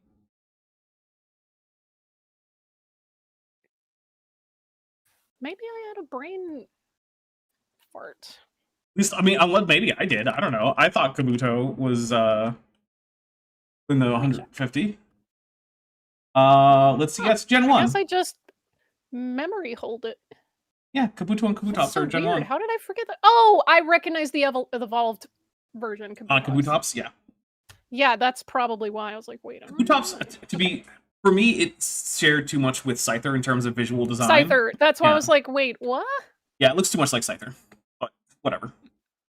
Yeah, I guess I just totally memorized. Gotta shame them all. I'm gonna hit play before I go crazy about Pokemon because I don't actually care that much about the Pokemon franchise. But like when you're just like, what? They should use this for Pokemon inspiration. Yeah, actually there is a coelacanth Pokemon, isn't there? Okay, so Reina Vaste in the chat says Kabuto, Kabutops, Omanite, Omastar, and Aerodactyl are the fossil mons of Gen 1. Yeah, Relicanth. Relicanth is not Gen 1, but Relicanth is a coelacanth type fossil Pokemon. It's a water rock type. Darth Sludicus says Scyther and Kabutops are convergent forms. I mean, also, is anyone else having makes sense. trouble hearing me? Because Saloof apparently is it's impossible for them today. Saloof is the only one who's told me that that's a problem, and I have you maxed out right now. But apparently, Relicanth is Gen 3. So yeah, there's a coelacanth Pokemon too. Yeah, and Reina Vast just pointed out Relicanth. Yep. And Lieutenant Math Navigator for $2 says, these gentlemen have never had a brain fart. Yeah, that's because they don't have brains. You can't have a brain fart unless you have a brain first. So what are the prerequisites? So yeah, I just... Yeah, and I just screwed up the donations counter thing, so we'll take a quick drink for Dapper's a professional on that one. Okay, so people are saying that I'm quiet. You are quiet, but also I have had you up to 200% for the entire stream. I guess get closer to your microphone. It would be really cool if every time we streamed, people had a consistent volume. That would be really nice. Well, I currently have Kip down to like 70-something, and you're at 200, and he's still louder than you. So there's only so much I can do. I mean, I could turn Kip down more, but that would just make him inaudible. I guess that could be the microphone going out, but yeah, I don't know. They probably did. Oh, they probably did, yeah. Yeah, they did. They're fossil Pokemon. I mean, not Pikaia specifically, as far as I know, but like other things that are on here, yeah. Okay, so after the Animalia, as my good friend, Dr. Joshua Bowen is fond of saying, therefore what? Yeah. Well, they might be from the part of Christianity that thinks that Pokemon are evil, and so that might just be more guilt harm association. So there could be that. That's how this works. Yeah, and it's how grifters grift. The section of Christianity that thinks that Pokemon are evil is not a majority, but it's a surprisingly large group, which is just I don't even know. I'm gonna hit play. Whatever. Into a class called the Chordata.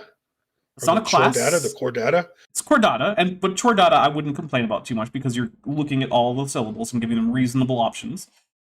But it's Chordata, and I don't like how this is framed because they don't all have backed bones. For instance, Pikaia, Hyquicthes definitely don't have bones. Agnatha, it's...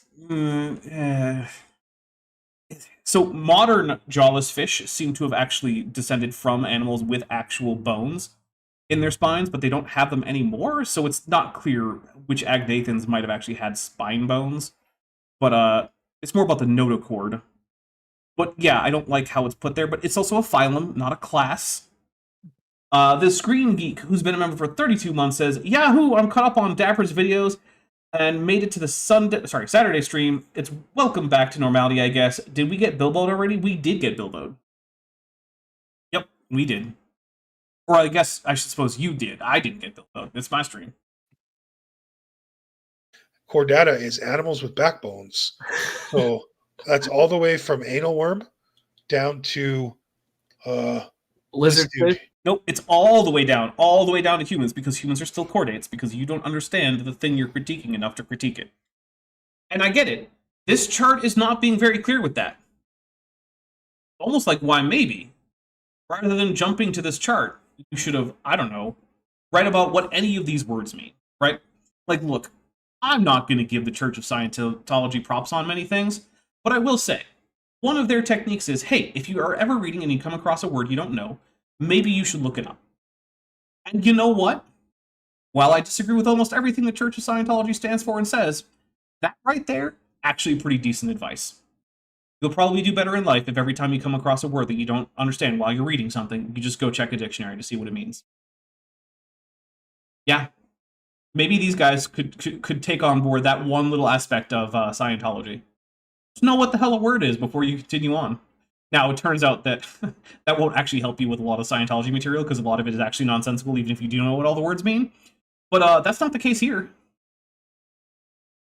Lieutenant Math Navigator for $5 says, these people clearly lack the backbone to be chordates. I think they belong to Chudata.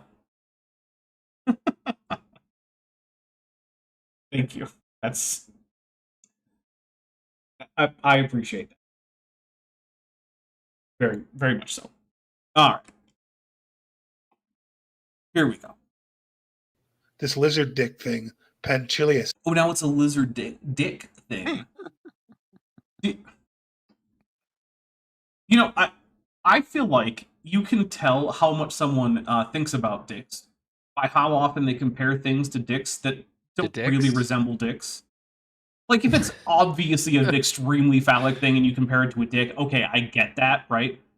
But Pandoricthes is not particularly phallic. Which one are we looking at here? Pandoricthes. It's the corner one. Oh, okay. Where the one right above Tiktaalik? Yeah. That's the one you said looks like a dick. Wow. Okay. Look, man, if your dick looks like that, maybe you should go to the doctor. Perhaps. That's not what they normally look like.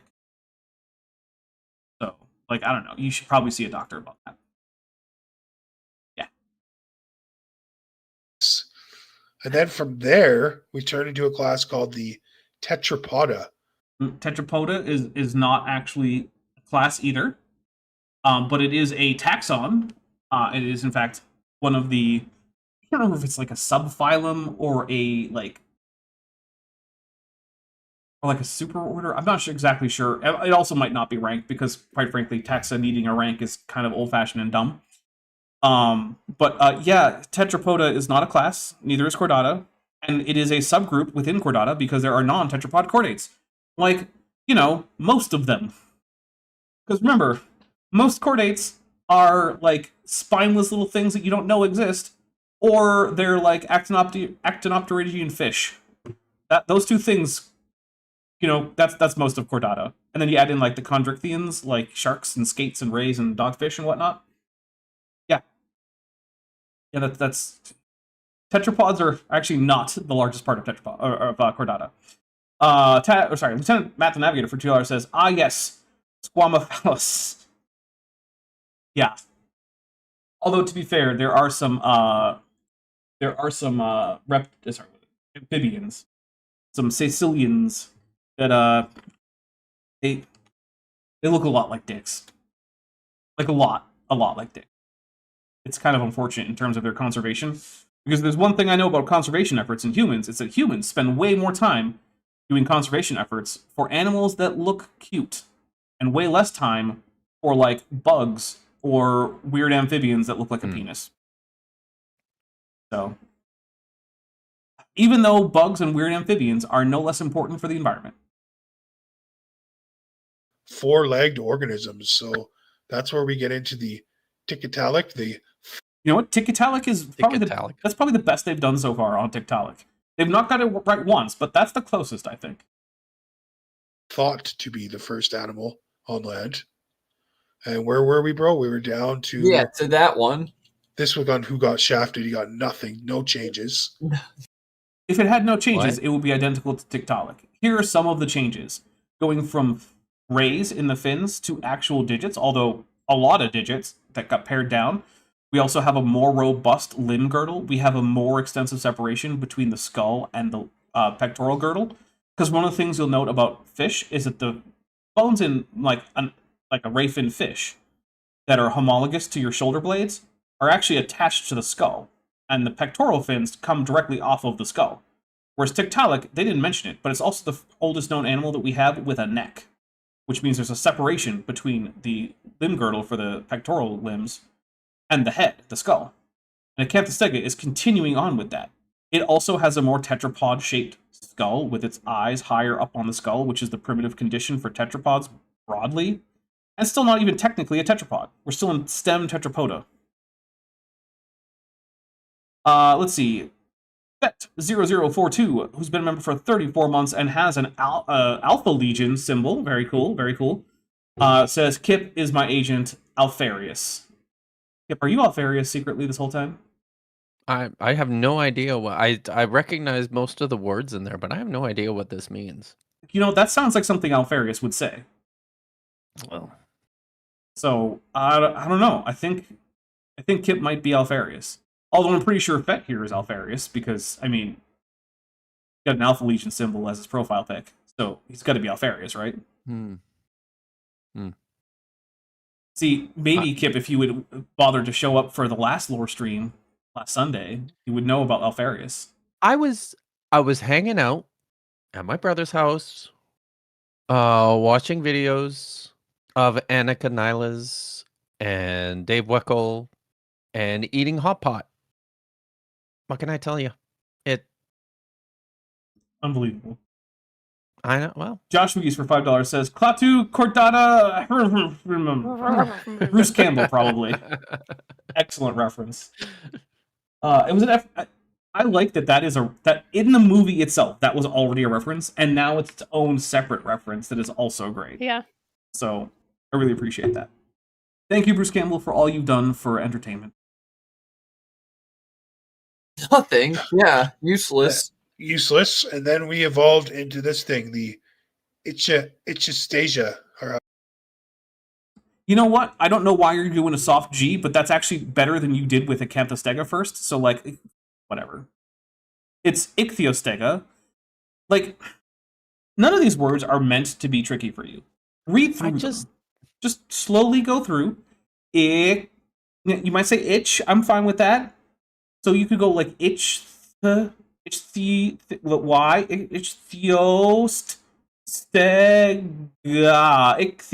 or Ichthyostega. I'd be fine with that too. Like, none of the letters are there on accident. And there are no extra letters that are missing in Ichthyostega that you should pronounce. Oh, Kip, I think you're muted. Maybe it's Oh, maybe no, you're it's not. You're... just am I no. I was just gonna say maybe I don't know, maybe it's just a me thing. But I mean I stream a little bit.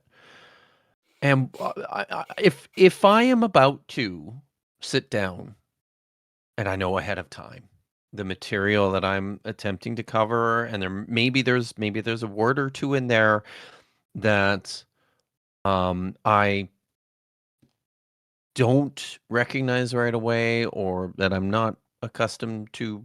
I usually work on these things, right? I sit down, make sure I have an understanding of. Is that just a me thing? It's a people who care how they come across and who aren't anti-intellectual thing. Oh, right. We keep coming back to that, don't we? Yeah, because a lot of this is they're just not beating the anti-intellectuals. charges. No, are they? No. They're worse at beating the anti-intellectual charges than I am at beating the linguistics or being a linguist charges. Yeah, I'm not a linguist, by the way. Everybody, Petit Flower, who's been here for 4 months, says, Dapper, are you trained in a particular area of science, or do you just like looking stuff up? So I have a history degree, which in fact helped me with looking stuff up, because it helped me learn how to look things up. So it is primarily the latter, but I do have training in how to be effective at looking things up, which is, like I said, or like when we were talking about with Kit, it's not a guarantee that you're going to know what you're talking about, but it gives you a leg up if you want to learn what you're talking about. Which is, I also have, like, people I know who are, in fact, experts in things like population genetics, paleontology, morphology, organismal biology, physical anthropology, primatology, geology.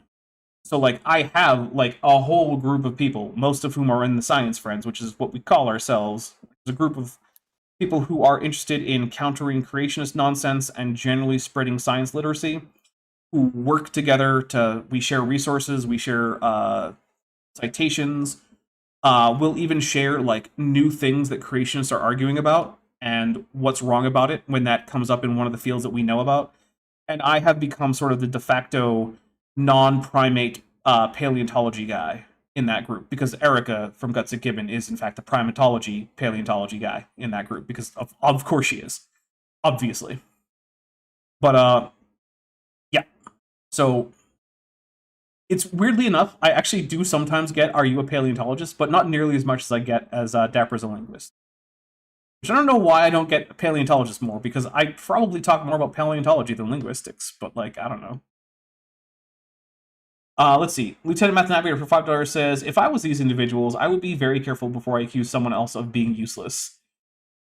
Yeah. Yeah. Babaton says, a professional-looking stuff-upologist. Yeah. Rainovat says, I've said before, you could easily sail through a linguistics degree program. Like, I mean, I probably could do pretty well in a linguistics degree program. Like, I'm not pretending I couldn't. But, Lieutenant Math Navigator for $5 says, I was going to go pro in linguistics, but then I took an arrow to the larynx. In real terms, though, you do not actually have to have a functioning larynx to do linguistics. You just don't. In fact, you could even do linguistics in sign languages, which is an understudied area of linguistics. So I think we should get more people who are doing linguistics with sign languages, because a lot of the things that we thought we knew about sign languages and how they differed from spoken languages turns out to have been wrong, and they're actually way more like spoken languages than we thought before in some ways, and less like spoken languages in other ways. So, like, really, we could use a lot more sign language linguists. So, yeah, check that out. Also, sign languages give us some of our only examples of spontaneously, like, created languages in speech communities, or in this case, signing communities, because we have several relatively recently de novo creations of sign language in deaf communities, where the deaf people just needed to communicate with each other, so they created their own sign language, which is really cool, by the way. So, here we go. However you say that. Yeah, and the difference, and this one has some changes. Yeah, Eyelids, tear glands, stronger bones, stronger rib cage, and first recognizable leg. Recognizable legs? Are you kidding me? Like, look, first recognizable legs. What that means is that they're legs that do not seem like they're fins. They are actually walking limbs that are dedicated locomotion organs, structures for land. Whereas Acanthostega and Tiktaalik still have very fin-like structures. The fact that you don't know this isn't that big of a deal, but the fact that instead of saying, well, I wonder what the difference is between the limbs of Ichthyostega versus Acanthostega, rather than just saying, well, Acanthostega on this low-res copy of this picture I have looks like it has recognizable legs. Great. Look into it, man. Check to see what the skeletal differences are. There are multiple papers that have diagrams of both legs put up next to each other, scaled to have, like, I think it's, like, usually scaled by, like, relative humorous length or something. You can just check it. Instead of just being snarky about some picture that was made for non-experts. Teat Flower for $5 says, you go into similar level of detail in anatomy and taxonomy as Clint's reptiles. Well, first of all, that is very flattering, because Clint is, in fact, someone with a degree in all this stuff. So, like, he's certainly better qualified than I am, and so that is very flattering. Also, I'm a fan of Clint's. I think Clint does some really cool work. I mean, he almost single-handedly changed Vishanti's mind about what a snapping turtle basically is, from, like, horrible monster to, like, maybe they're just cute, misunderstood puppies. Pretty steep hill to climb, by the way. Yeah, until recently, you were like, they're more or less just small xenomorphs in terms of, like, their threat to humans and how you should treat them. And then suddenly she's like, wait, did that snapping turtle just come up for snuggles and get butt scritches? I was like, it sure did. It sure did. All right, here we go. Look at all the other animals on there. They, like, you could clearly see they have legs. Okay. Do they, though? Because Pandorictes does not seem to have legs to me. Tiktaalik doesn't seem to have legs to me, although it has very strong pectoral fins. But like we said, so do walking catfish. So do mudskippers. That's the word. And Acanthostega, I mean, I might argue that they're recognizable legs, but again, go look into it. You can see the differences in wrist morphology, in digit morphology, in the robustness of the shoulder girdle. Like, you can see all of these things if you look at the bones. Have you ever done that? Ever just actually sat with a peer-reviewed description of any of these animals and then just checked? No, you haven't. Instead, you're just going to complain about this poster made for casuals. Get good. Yeah, I went there. Yeah, this is now the Dark Souls version of Dapper Reacts. I'm just going to tell you to get good, scrub. Oh, I'm sorry, you didn't find the open door in the Asylum Demon Arena? Sounds like you're just an idiot then. Skill issue. It is, seriously. My favorite thing is when I'm watching someone doing a first run of Dark Souls, and they see the door, so they go through the door, and then they get back up to the second entrance to the arena, where it prompts you on how to do a diving attack, and then they just whiff that. It's like, bro, that's supposed to take off like a third of this Asylum Demon's health. But okay. Just whiff the jump attack, I guess. Or the people who will, like, fight the entire, the Taurus Demon, without ever bothering to climb up on a little parapet and drop down. And it's like, you were just told how to do this. And I'm like, is Dark Souls actually as hard as people think? Or are people just dumb? In some cases, people are just dumb. Sorry, everybody. Mm-hmm. Not that it's not hard, it's a very hard game. J.R. Pence for $2 says, creationists are allergic to education. That does seem to be a pretty common problem among them. Although you do get, like, actual PhDs, like, from Harvard. Right? Nathaniel Jeanson will never let us forget that he has a PhD from Harvard. And what is he doing with it? Oh, exactly what he always intended to. Making money? Well, I mean, he's actually not making that much money. Unlike... Okay. Because he's working for AIG, and he has his half in Arabic YouTube channel that gets virtually no views. And he doesn't speak Arabic. You don't think they pay particularly well at AIG? No, but it's easy because you don't actually have to get your stuff peer reviewed.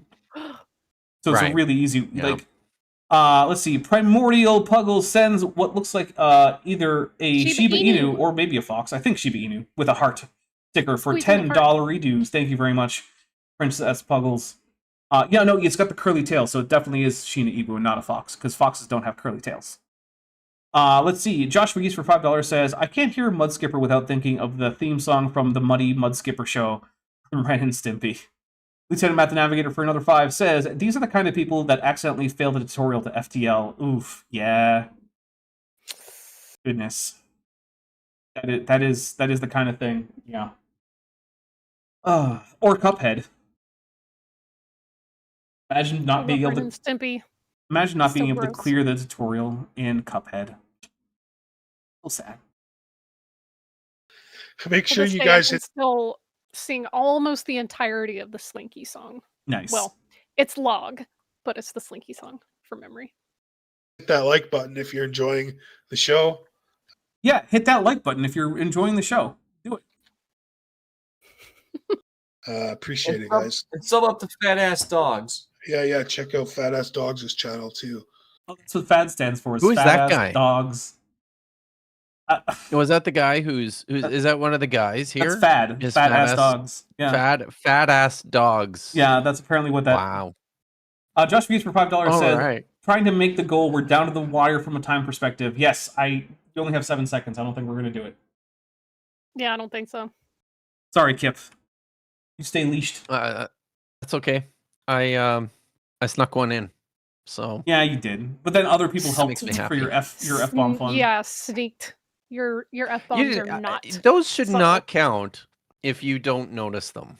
That's not how it works. I had to tell you. I'll tell you what. That's how it works for Vish. I'll tell you what. But if you send $500 super chats, I will let you say as many F-bombs as you want for the rest of that stream. yeah, so that's not happening. Well, JR Pence for $2 says, happy joy. Thank you Deep very Flowers much. started the song, but switched around a couple of words. It's which rolls downstairs alone or in pairs, rolls over your neighbor's dog. Close though. It's great for a snack. By Gets the way- on your back. It's log. I also Log, spent log. sorry. It's big. It's heavy. It's wood. It's log. It's better Oh, than that. It's yeah. good. Yeah. Everyone wants a I log. remember that. That was awesome. Everyone needs a log. Yeah. So I also over the holidays spent some time with my parents, who I don't expect and never imagined would actually tune into anything that I do on YouTube. But it turns out my father's advice to me is that he thinks I should probably not swear quite as much okay. in my streams. All right. So yeah, All right. there's Seems to be that. working out for you well Are you- enough so far. Yeah, I was going to say, are you going to take Yeah. that on board at all, or no? Probably not, but now I'm always going to be wondering, Okay. if my parents are watching my streams. I'm pretty sure my parents aren't watching, but if you are, then hi Mom, hi Dad. I hope that your Saturday morning is going fine, and I hope that I don't know, the kids aren't being too disruptive because they live in the same house as some other grandkids. So yeah. Roshan for $4.99 says, "What's all this then?" Oh, it's the failed Kip gets unleashed. Because normally what I try to do is I set it up for like 3 hours beforehand, but this time I forgot to set it up like an hour beforehand, and I set it up like 15 minutes beforehand, and then I just said, it'll only go for 2 hours, and if we don't make it by that, then we just don't make it. So, yep. By the way, that is 100% true. By the way, Prixie Purple, I do not know how to send a super chat. It's the $sign in the chat window. I know, but then it's He's it's a whole boomer-coded. thing though. He is Put him some boomer slack. coded. If you just type Fat Ass Dogs on YouTube, his will be probably the first one that pops up. Well, let's try it. So, but Let's let me guess I though. don't want to type that if into you- anything. I don't care. But they don't spell it that way, do they? I don't know. Should we try? I'm doing it right Is he now. Maybe into we should. dogs? Fat Are Ass you doing it? Dogs comes up with a bunch of shorts that are not his channel first. Then compilations of Fat Ass Dog pictures from the internet. Dogs eating food. Let's see. Someone called Preston, who doesn't not have a particularly fat looking dog, but anyway. I'm just trying to find out where this guy's channel is. See- It just keeps on going and I don't see it. I tried too because I thought maybe it's because it's a play on fad with a D, ass dog. So But that doesn't bring anything up either. I switched the filter to channels, and he did actually come up as the second channel. Emperor fat ass dogs with dollar signs for the S's. Yeah. Okay. Yeah. So 62 subscribers. So this stream doesn't seem to have helped much. Let's see. I'm seeing 2 videos. Let's see. One of them is a 37-minute and 20-second debate called Fad versus some guy. Palestine and Manifest Destiny. So he seems like he's probably pro-genocide, so there's that. God. Yeah, that's great. Mm-hmm. Yep. So I wouldn't be shocked if he's out here talking about like the priesthood and all this other crap. Like, I'm not surprised. Mm-hmm. Yeah. So why the paranormal community is evil is one of his more recent streams. Okay. So I mean, look, there's a bunch of scammers in paranormal YouTube, but also I really think that ghost hunting content I bet that's is fun. not. I bet that's it's all not. It's all what nonsense. That stream is about. No, I don't know. I bet that's not it. Roshino for 199 says the $5 super chat should have made it for the suit. We ran out of time. Sorry. But yeah, look, paranormal YouTube is almost entirely just a bunch of scammers. But I find it entertaining anyway. Like, I like the idea of going into a spooky haunted house and scaring yourself by misunderstanding what EMF readers pinging off of just random fluctuations in, like, EM fields are. Or feeling like, ooh, there's a cold spot here, and, like, not noticing that you're standing under a vent or something. Like, that all seems like fun to me, and I have fun watching it. It's why I like Grave Encounters in terms of found footage horror movies. Right? Because that's the whole conceit there, is that they're like ghost hunters, but they're all like jaded about it, but it turns out, oh no, it's a real haunted asylum. Oh no, yeah, it's fun, and so I can't get too mad at them because they give me too much entertainment. But we are coming up now towards the end. We got through. How much of this did we actually get through? Let's see. Where's my timestamp record here? We did get through just over 3 minutes, but we're barely over, so we're right around the over-under on that one, so that's pretty good. Kip, I'm gonna give you I think I'll give you 2 whole minutes to talk about whatever you have coming up. Awesome, because we're a little ahead of schedule, so that's good. So give me a second while I pull up the stopwatch and go. This feels, don't waste it, like a first. It's okay because it's not a lot. So I'm just getting back from my vacation, so just, rolling into things again here. Tomorrow I will be on Bad Science Sunday with Maya Adkison and Dr. Tapioca Weasel, which is going to be fun. It's at 5:30 Pacific. Yes, I think that's right, which is something, I don't know. It's a different time out on the East Coast. Eastern. Thank you for that. That's good. And then on I'll be doing, I think, a Hebrew stream on Thursday evening at 5:00 Pacific, and then I will be doing a regular stream on Friday at 2:00 Pacific, and then next Saturday we'll be back for Budget Scripture Saturday. But I think that's it. Oh, I did want to say that the audiobook was published on Christmas Eve. And so that's available now if you're interested. Yes. No, that's not true. But yeah, so people can go check that out. And yeah. Say I have time left, don't I? How much time do I have left? About 30 seconds. Do I have time to talk about the fact that I was named in a class action settlement? Because one of the books that I wrote years ago was actually featured in this massive class action about pirated books. One of the many books that I've written. Not many, it's 5. I've written 5. So, oh yes, Prixie, Hebrew All right. Well, that is it for the 2 minutes for Kip. He didn't even get the last sentence out. So what we got coming up here? Oh, actually, first I should get Vishanti. Vishanti, what do you have coming up? You also are going to have 2 minutes.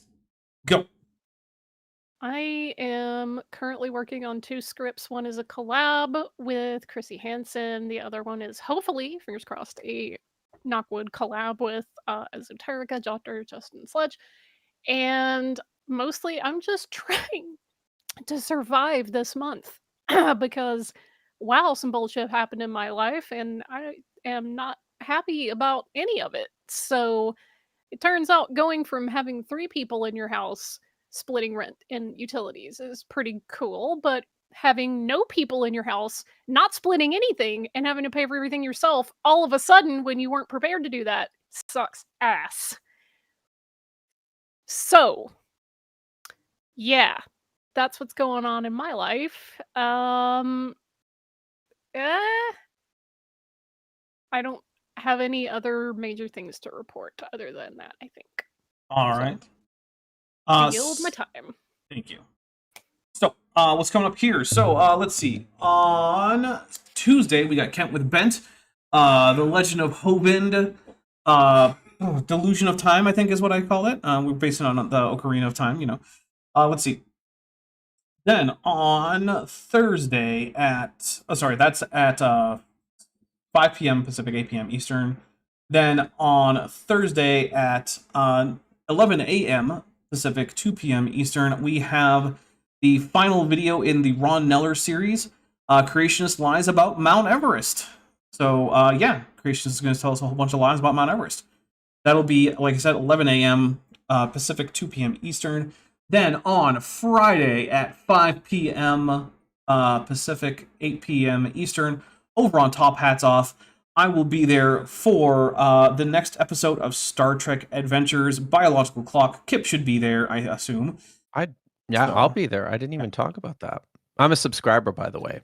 Yeah, Kip is now a subscriber as of earlier today on the show. Then on Saturday, the plan is to be back for more of this. Maybe we'll get through 3 more minutes of it. Or less if you guys are generous enough, because the less on topic you want us to be, you just keep sending. You can even send $2 super chats, and as long as they spark conversations, we stay off topic. So yeah, that's about a week ahead. I am coming out of my Christmas time hibernation from doing channel stuff, except for streams and being around for premieres. So I'm about halfway done with the script for the next video. I should have that script done early next week, and then hopefully recorded by the end of that week. So yeah, if you want to help with video production, there's always Sheepit. Sheepit is the render farm that I use to get my animations done. If you want to render for me, there are instructions in the description. Go to that section, download the client appropriate to your operating system, and use the login credentials that are given there. That will give you a login key, which will let your points count for me on Sheepit. The way Sheepit works is, whenever I or someone working on my behalf render frames, my account gets points. How high priority my frames are depend on how many points I have versus the other people who have projects up there. So the more points I have, the higher priority my frames are, so the faster they get rendered. With that being said, I think that sums it all up. If you have access to the fan Discord server, as is for supporters, we are going to be watching Kong Skull Island. Godzilla's not in the title. Kong Skull Island, which is the MonsterVerse King Kong movie. And yeah, other than that, I hope you all have a wonderful rest of your weekend. Stay safe out there. And furthermore, ICE must be abolished. Hey, before you leave, I just want to take a second to thank my patrons and channel members, especially those pledging $20 or above.